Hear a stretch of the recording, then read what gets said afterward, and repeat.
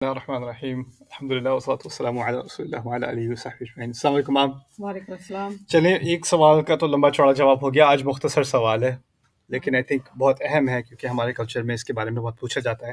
آپ سوال بتا دیں۔ لوگوں نے پوچھا ہے کہ مختلف موقعوں پر خاص قسم کی دعاؤں کی کیا اہمیت ہے؟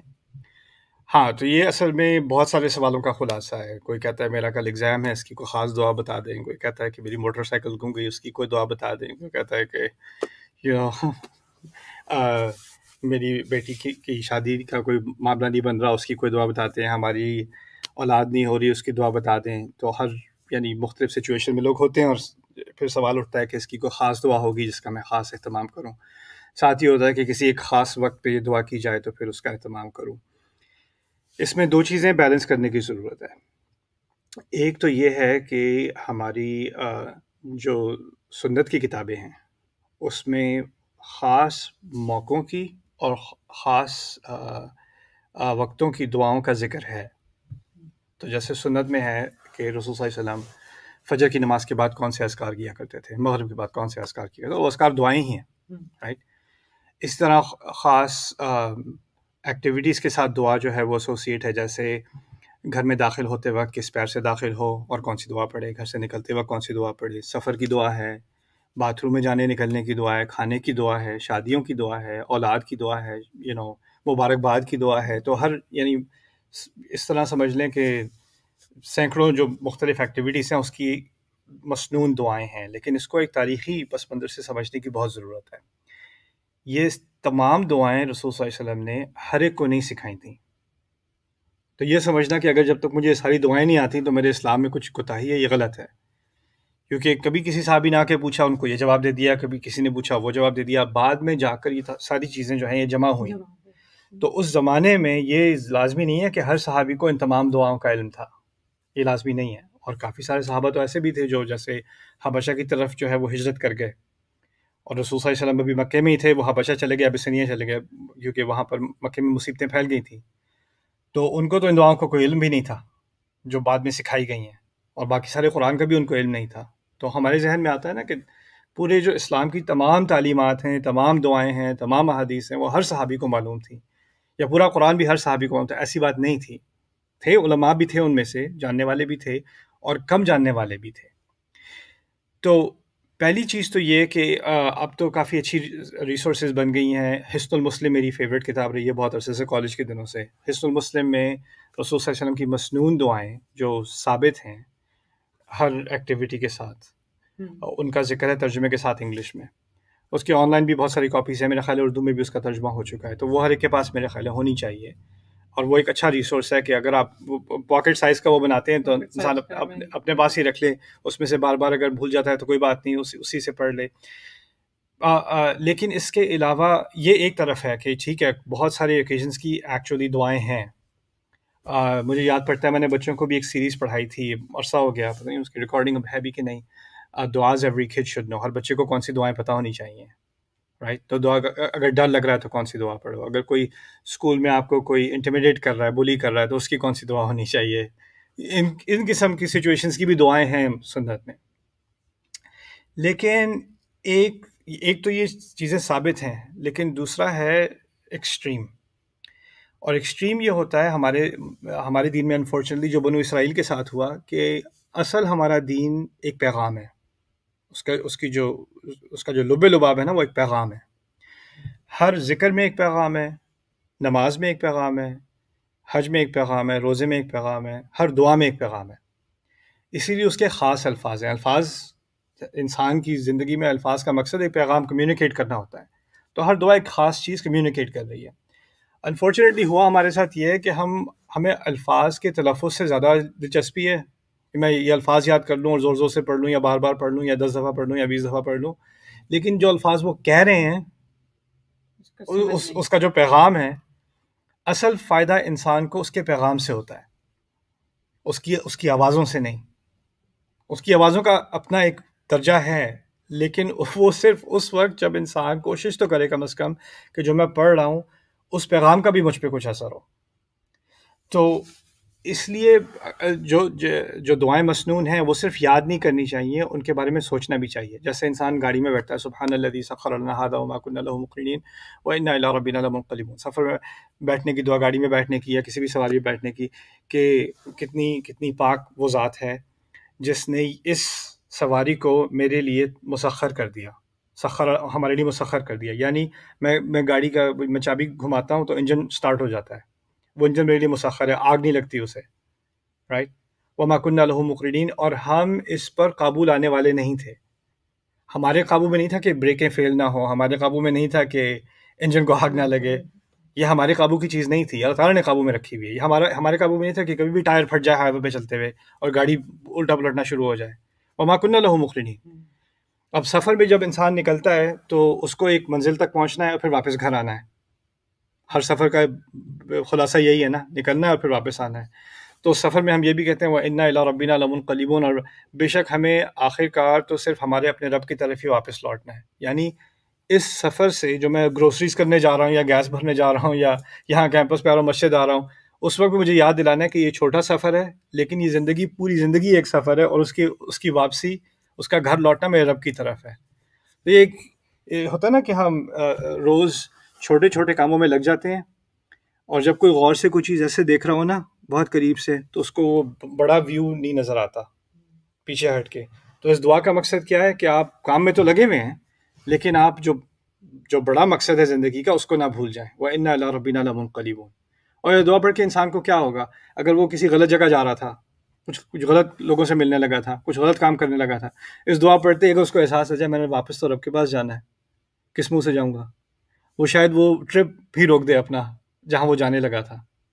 لیکن اگر اس کے سمجھ نہیں ہے کہ دعا کا پیغام کیا ہے، تو چلو اب دعا پڑھ لی، ایکسیڈنٹ نہیں ہوگا کیونکہ میرے پاس ڈوئل سائڈ ایئر بیگز تو ہے نہیں، تو کم از کم دعا کی سیکیورٹی تو ہے. پھر اسی طرح ہم نے دعاؤں کو ایک طرح سے حفاظت کا مقصد قرآن کو بھی بنا لیا ہے کہ آیت الکرسی کو جو ہے وہ شیشے سے لٹکا دو، یا قرآن کی ایک کاپی جو ہے وہ ڈیش بورڈ میں ڈال دو، تاکہ پھر اس سے برکت ہوگی. تو ہم نے قرآن کو برکت اور حفاظت کے، اس کے کاغذات کو برکت اور حفاظت کا مصدر بنا دیا ہے، اس کی سورس بنا دیا ہے. اصل قرآن کی جو حفاظت ہے وہ انسان کے دل کی حفاظت ہے. جب اس میں ایمان جاگتا ہے بار بار اللہ کے الفاظ سے، نبی کے الفاظ سے، تو اس سے پھر اس کی حفاظت ہوتی ہے، پھر فرشتے آ کر حفاظت کرتے ہیں. تو یہ چیز ہم بھول جاتے ہیں. اسی لیے میں آخری بات جو آپ سے آج کہنا چاہ رہا تھا وہ یہ تھی کہ لوگ سمجھتے ہیں کہ جب تک یہ خاص الفاظ استعمال نہیں کرو گے نا، وہ تو شروع میں نے کہہ دیا کہ ہیں الفاظ، لیکن جب تک یہ الفاظ استعمال نہیں کرو گے دعا کیسے قبول ہوگی؟ تم نے وہ اسپیشل والی دعا تو تم نے استعمال نہیں کی، تو تمہاری دعا کیسے قبول ہوگی؟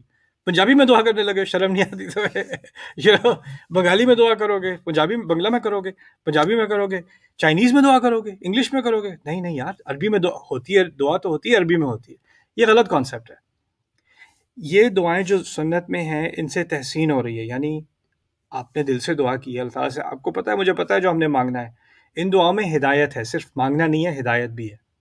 یہ ان کا مقصد ہے اصل.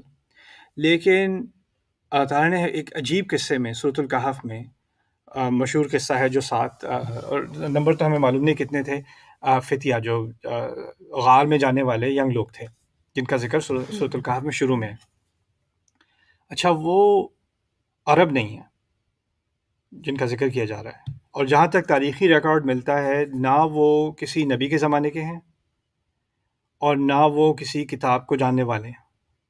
یعنی وہ 7 نوجوان ہیں، ایک شہر میں رہتے ہیں، وہاں پر لوگ جو گریک میتھولوجی ہوتی ہے نا، زوس اور آرمیڈیز جو ان کے خدا ہوتے ہیں یونانی، لیکن ان کے دل میں توحید تو ہے. دل میں توحید آ گئی نا. ان کو یہ خیال آیا کہ یہ سارے خدا نہیں ہو سکتے، ایک ہی خدا ہونا ہے. اب ان کے دل میں یہ خیال آیا تو انہوں نے اپنے سوسائٹی کے مذہب کا انکار کیا. جب انکار کیا تو اس کو ایک بہت بڑی بدتمیزی مانا گیا، تو ان کو اصل میں سزائے موت دی گئی، صرف اس ایمان کی بنیاد پر کہ ایک ہی خدا ہے. اب وہ اپنے رب کی وحی کو نہیں جانتے، ان کو انبیاء کا نہیں پتا، بس یہ پتا ایک ہے رب، دل مان گیا کہ ایک ہی رب ہے. اب وہ شہر سے بھاگ رہے ہیں اور کہہ رہے ہیں ربنا آتنا من لدنک رحمہ وہیئ لنا من امرنا رشدا.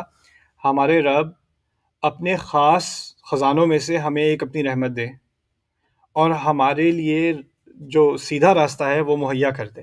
آسان کر دے. یہ ان کی دعا ہے. یہ دعا انہوں نے عربی میں نہیں پڑھی, یہ دعا انہوں نے کسی نبی سے نہیں سیکھی, یہ دعا انہوں نے کسی کتاب میں جا کر کسی عالم سے جا کے نہیں, یہ ہم پہاڑ میں جا کے اپنی پناہ لینے لگے اس کے لیے خاص دعا بتا دیں, یہ نہیں کیا انہوں نے. ان کے دل سے یہ بات نکلی کہ ہمارے رب اب آپ ہی راستہ دکھا سکتے ہیں اب تو, اور اب ہر طرف سے جو ہے ہمارے اوپر ظلم ہونے والا ہے, رحمت صرف آپ کی طرف سے ہی آ سکتی ہے. یہ بھاگتے بھاگتے انہوں نے یہ دل سے انہوں نے یہ دعا کی, اور اللہ تعالیٰ کو یہ دعا اتنی اچھی لگی کیونکہ دل سے نکلی تھی کہ اس کو قرآن میں رکھ دیا.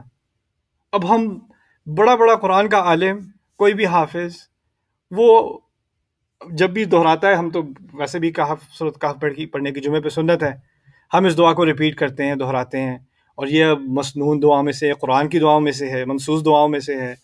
لیکن اس کی اصل کیا ہے؟ اصل تو یہ کچھ نوجوان لڑکے جن کا کوئی علم بھی نہیں تھا, بس دل صاف تھا. اس سے قرآن ہمیں کیا سکھا رہا ہے؟ دعا کی اصل کیا ہے اور دعا کی خوبصورتی کیا ہے. اس کو سمجھنے کے لیے ایک بلڈنگ ہوتی ہے, بلڈنگ کی ایک بنیاد ہوتی ہے, بلڈنگ میں ستون ہوتے ہیں, اور پھر اس کے بعد ڈیکوریشن کی دیواریں بنتی ہیں, پینٹ ہوتا ہے, اور چیزیں خوبصورت لائٹنگ ہوتی ہے. لیکن اصل جو بنیاد ہے وہ دل سے دعا مانگنا ہے. اگر بنیاد ہے تو بلڈنگ کھڑی ہے. ہم نے کیا کیا ہے؟ بنیاد پہ کوئی زور نہیں ہے, اور جو ساری چیزیں اس کو خوبصورت کرتی ہیں ہمارے دن میں, اس پہ سارا زور ہے. وہ بلڈنگ کھڑی نہیں ہے, آپ نے پینٹنگز لگانی شروع کر دی, بنیاد اس کی کھڑی نہیں ہے. ٹھیک ہے نا؟ تو اسی لیے ایک طرف تو یہ سوال ویلڈ ہے کہ اس موقع کی کون سی دعا ہے, اس موقع کی کون سی دعا ہے. لیکن اگر آپ کو کسی موقع کی خاص دعا پتہ نہ ہو تو آپ کے دل میں کسی بھی زبان میں اگر آپ نے اپنے رب سے سنسیئر دعا کی ہے تو اس کا اثر ہوتا ہے. ہمارا رب سنتا ہے, اجیب دعوت الداعی اذا دعان. اس میں قید نہیں ہے بالعربیہ. قرآن نے کہہ دیا, اللہ تعالیٰ نے خود فرمایا, میں جو بھی دعا کرتا ہے, جب بھی کرتا ہے, میں اس کی دعا کا جواب دیتا ہوں. یہ نہیں کہا جو عربی میں کرتا ہے اس کا جواب دیتا ہوں, یا جو میری سکھائی ہوا دعاؤں کو پڑھتا ہے میں صرف انہی کا جواب دیتا ہوں. جب بھی کوئی دعا دے گا, جب بھی اپنے رب کو دعا دے گا, وہ سن لے گا. یہاں تک کہ میں تو نان مسلمس کو جانتا ہوں جو مسلمان ہونے سے پہلے باہر سے نکلا, شراب پی ہوئی ہے, نشے میں ہے, تھوڑا سا نشہ اترتا ہے, اوپر آسمان پہ دیکھ کے کہتا ہے I just need your help. بس تیری مدد, اگر مجھے پتا ہے تم ہو کہیں اوپر, بس میری مدد کر دو. کہتا ہے اس کے بعد سے ایک کے بعد ایک میری زندگی میں واقعہ یہ ہوا کہ میں مسلمان ہو گیا. نہ اس نے عربی میں دعا کی, نہ کسی سے سیکھی, وہ دل سے اس نے رب کو پکارا ہے اپنے. اس نے اپنی زبان میں اہدنا الصراط المستقیم کہا ہے ایکچولی, اور تعالیٰ نے جواب دیا اس کا. رائٹ. تو یہ چیز اصل میں سمجھنے کی ہے. اس کو آرٹیفیشل نہ بنا لیا جائے, اس کو صرف خالی الفاظ نہ بنا لیا جائے جو دہرائے جائیں, جن کا ورد کیا جائے. اسی لیے اور لوگوں نے اس کو ایک انفارچونیٹلی انڈسٹری سا بنا دیا ہے کہ اچھا یہ چیز 45 دفعہ پڑھو, پھر ایسے کرو, پھر اس کا یہ دم مارو, پھر یہ کرو, پھر وہ کرو, پھر یہ تمہاری جو ہے یہ مسئلہ حل ہو جائے گا. پرسکرپشن سروس بنا دی ہے, جیسے فارمیسی جا کے پرسکرپشن لیتے ہیں نا, یہ دعا ہر 4-6 گھنٹے بعد لیں. تو لوگ اب ٹوٹ کے لکھ کے نا یہ اچھا یہ پڑھیں اور یہ 3 دفعہ پڑھیں اور ایسے پڑھیں. دیکھیے کچھ چیزوں میں اللہ رسول نے بتا دیا, سبحان اللہ 33 دفعہ پڑھو, الحمدللہ 33, وہ بتایا, رسول نے بتایا. ان کو کہاں سے پتہ چلا؟ وہی سے آیا ہے. اور کسی انسان کو کہاں سے خبر ملی کہ یہ 100 دفعہ پڑھنا ہے, یا 150 دفعہ پڑھنا ہے, یا 4 دفعہ پڑھنا ہے, یہ 6 دفعہ پڑھنا ہے؟ اگر نبی نے نہیں کہا, جس کو غیب سے خبر آتی ہے, آپ کو کہاں سے غیب سے خبر آ گئی کہ اس کو اتنی دفعہ پڑھنے سے یا ایسے پڑھنے سے؟ جب تک وہ چیز ثابت نہ ہو, یعنی وہ وحی کی سورسز سے نہ آ رہی ہو, اس کو خامخواہ ایسے مان لینا کہ اس طرح پڑھنے سے اتنا اثر ہوگا, اس طرح پڑھنے سے اتنا اثر ہوگا, یہ غلط ہے میرے نزدیک. کیونکہ غیبیات اللہ تعالیٰ کے علم میں ہیں, اور غیبیات کا کوئی دعویٰ کرنے لگے کہ ہاں جی یہ کریں, دیکھنا گارنٹی اس کا بڑا فائدہ ہوگا جی, آپ اب کر لیں, یا یہ صرف ایک اصل میں یہ کرسچینٹی میں ہے ہم سے زیادہ. لوگ کہتے ہیں نا کہ آیت الکرسی آپ حفاظت کے لیے 7 دفعہ آیت الکرسی پڑھ لیں. کہاں, کس نے کہا؟ سنتے چلے آ رہے ہیں, یہی نا, تو فالو کرتے جا رہے ہیں. یا اور پھر لوگ کہتے ہیں کہ حرج کیا ہے اگر 7 دفعہ پڑھ لیا, اچھی بات ہے پڑھ لیا. نہیں, میں تو کہتا ہوں آپ 7 دفعہ پڑھیں, آپ 70 دفعہ پڑھ لیں, بہت اچھی بات ہے. غلط بات کیا ہے؟ غلط بات یہ ہے کہ آپ نے جب اس نمبر کے ساتھ ایک گارنٹی لگا دی کہ اب یہ کریں گے تو یہ ہوگا, کاز اینڈ ایفیکٹ. یہ جب آپ کرتے ہیں نا غیب کے بارے میں, کیونکہ غیب کی دنیا میں ہوگا نا کہ آپ نے یہ دعا پڑھی, اس کا یہ اثر ہوگا.